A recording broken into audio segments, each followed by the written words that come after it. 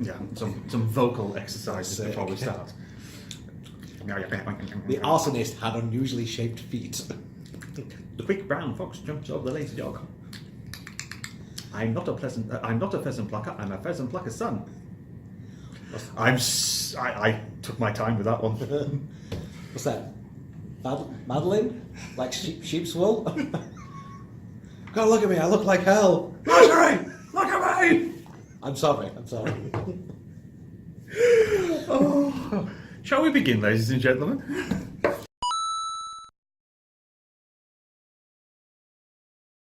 Still you, mate. It is. I just thought I'd put up that. I know you. This was a story of a desperate forceman in a world. Wasn't it Orson Welles that did the voiceover for that at the beginning? They wanted to get Orson Welles.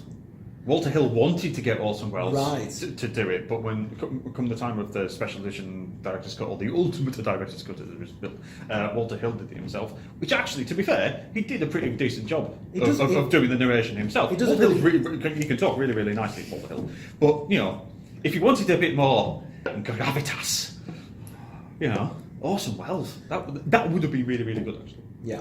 That would have been really good. But unfortunately, it was Walter Hill. He does do a good impression of Orson Welles. I think everybody does a good impression. Apart from me, I can't do an impression of Orson Welles. I can do an impression of the brain, which is basically an impression of Orson Welles anyway.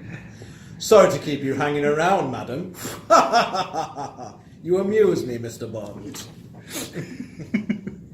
I am Unicorn. Sorry. It's quite alright, it's Orson Welles. I will give you a new body, Megatron, and new troops to command. I told you for the last hour that everything that you would hear would be the truth.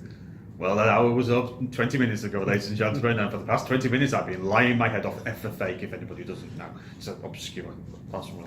And now you will witness Cybertron's dismemberment. Right.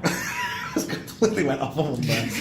Warriors, not Transformers the movie. No, I thought, that'd be a good future episode. No, I can't watch that. Does Optimus Prime still hurts? Get you in the feels. Yeah.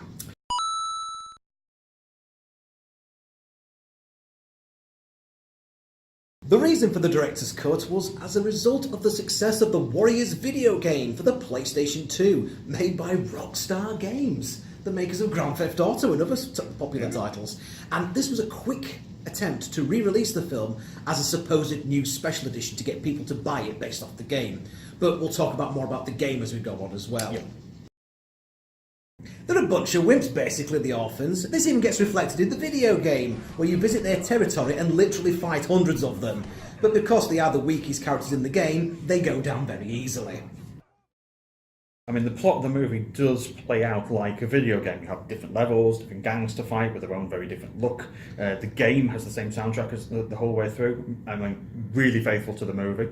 It's a Streets of Rage type beat-em-up, which is fitting considering that the Warriors clearly inspired scrolling beat-em-up games.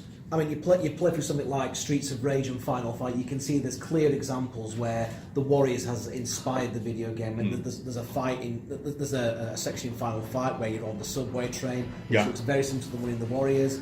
Numerous gang members in both Final Fight and Streets of Rage look like gang members from the Warriors. It even goes as far back with a video game released back in 1986 by Taito, which was a westernised version of the Japanese arcade game Nekisuto Koha Kunio-kun. Well done. Thank you, which roughly translates to hot-blooded tough guy Kunio, with the game's graphics changed in an attempt to adapt the game's setting to a more Western style, i.e. it was a complete and utter rip-off from the Warriors.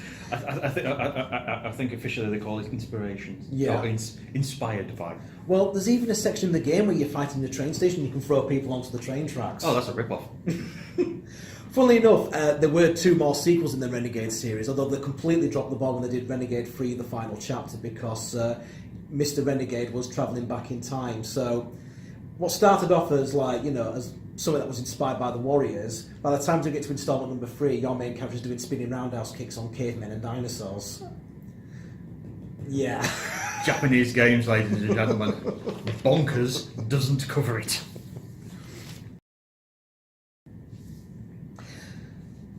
It's a bit odd that a video game of the film was made completely out of the blue. There was also a video game adaptation of The Godfather and The Thing around at the same time, not by Rockstar, but both of them for the PlayStation 2.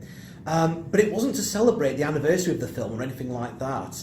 It just seemed to be at a weird time when game developers were looking at 70s cult classic movies and going, yeah, we'll make a game out of that. You can still play the game. It was released on the PlayStation 4 via the PlayStation Network. However, due to licensing reasons, they've had to take out some of the songs, including I Love Living in the City and In the City from the original soundtrack. And unfortunately, as of the recording of this video, the original Xbox version hasn't been made backwards compatible with the Xbox One yet.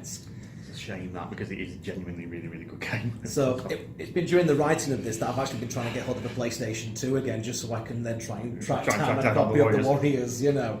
So, we'll have to do it if ever there's a way that we can capture footage of it. We'll have to do a spin-off series called We Have to Play ... the Warriors. Ooh, spin-off series. Yeah. Let's play some computer games. Let's play some computer games. You know that we're getting really, really serious about this now when we talk about spin-offs. Jesus Christ.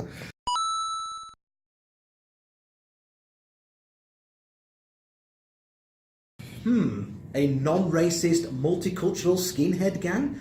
That seems to be sending some conflicting messages there. So, the bunch of big bloody bald boys aboard their big battle boat. What? Well done. Almost, because I almost got through it. Well, take two.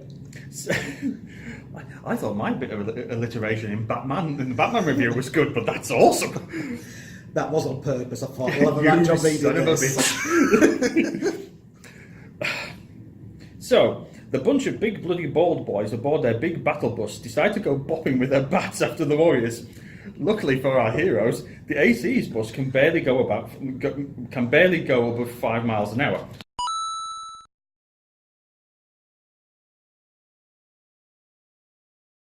Apparently, the actor that plays Ajax pops up in Dexter. Yes, he's Dexter's dad. Was he Dexter's dad? He's I've not seen Dexter myself. It's just something that I've heard about. Ajax is played by an actor called James Remar, who's a really, really good actor, a wonderful character actor. He pops up in loads of things, and you know.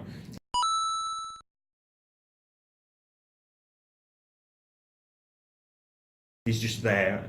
Anyway, obviously, I think his most famous part would be that of Dexter's dad in the TV series Dexter. He was originally cast to be Hicks in Aliens. Oh, he was good in that. Which Walter Hill was involved in as producer. Walter Hill's one of the producers of the Alien films, all the way back to the first one.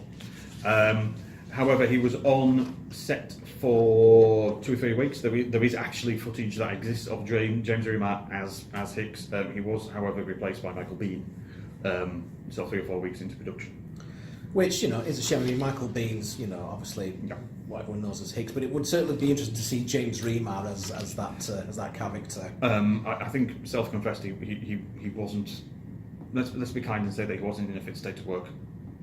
Ah, right. Was he wrestling with personal demons, as they say in the wrestling business? Yes. Oh dear.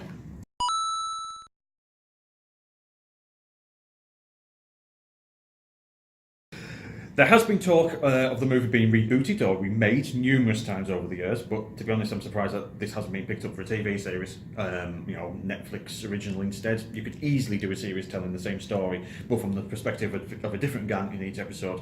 I weren't any sequels to this at all, and to be honest with you, because there wasn't a sequel to The Warriors, I think it makes it a stronger film, to be fair. I mean, there's been talk of a remake as well, but like a remade movie.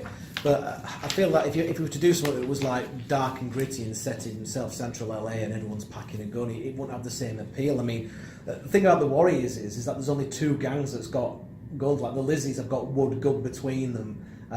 Luther's gang have got one gun between them, which they've like nicked from a police officer. Yeah. You know. So, but then when everyone does pull out a gun, it's oh god, they've got a gun. You know. So the only weapons they use is like whatever they pull up, like chains, baseball bats, pipes, and what have you. And whatever else they've got. Yeah. Or whatever comes to hand. So there's multiple gangs. Some of them got fleshed out more in the video Yeah. game. If you were to join one of these gangs, which one would it be? The hi-hats. You like the hi-hats? Because a mime is a terrible thing to waste. So if you were the mimes then, how would you say come out and play? Would you have to do it through expressive dance? Yeah, just yeah, something like that. I think the hi-hats in the video game, they control like the sort of red light district or whatever. I think something like that. that. Like the live in a theatre kind of thing. Which makes a lot of sense, really. It'd be the baseball Furies for me, except I'd make them even scarier and have them dressed as animals. I'd make them the baseball furries. Wait a minute, that's not a baseball bat. Again, you're telling people too much about what you get up to for the weekend. Really, you really, really are.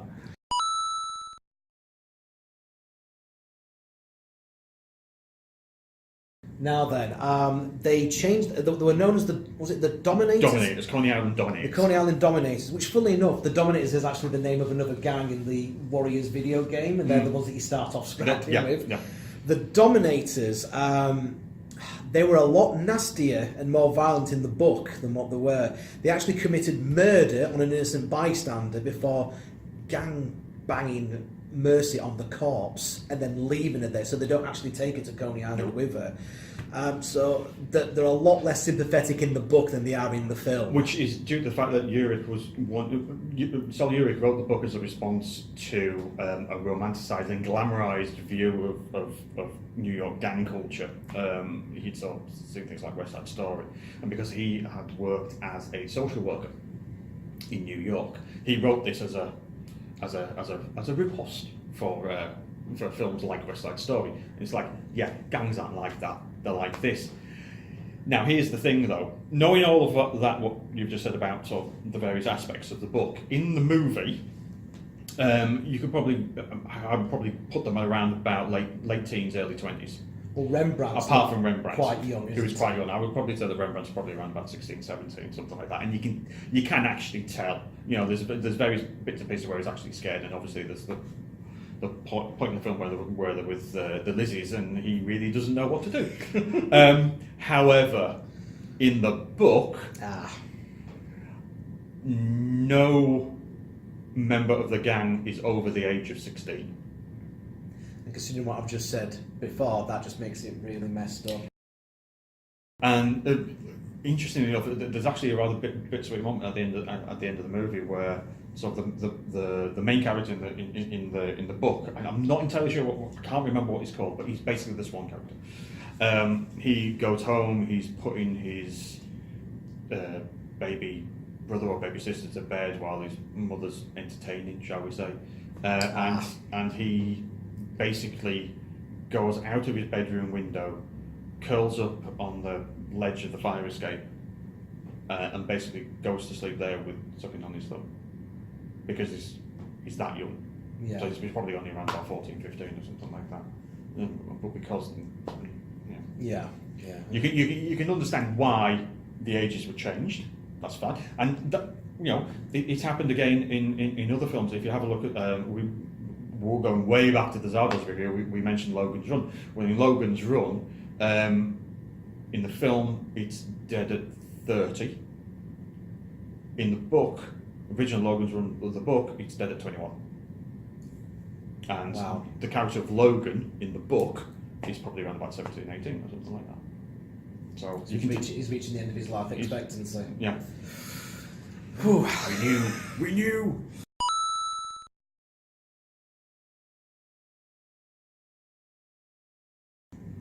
So with that, this is the concluding part of our talky section of the review. Yep. We're now going to head off to the pub. Absolutely, as we always do. As we always do. There is a pub in town tonight that is actually doing a retro games night. Yes. Which we're going to go down and have a look. And I'm hoping that they may even be selling some retro games. If they do, and someone's selling a copy of the Warriors, you can just bet along. We're going to beat them up for it. We're going to beat them up for it. It's just basically as simple as that. We're going to beat them up for it. Which I feel would actually be fine in the spirit of the film that the game represents. Yes. All right then, let's get down to it, bappers. Let's go get some bats and make some popsicles.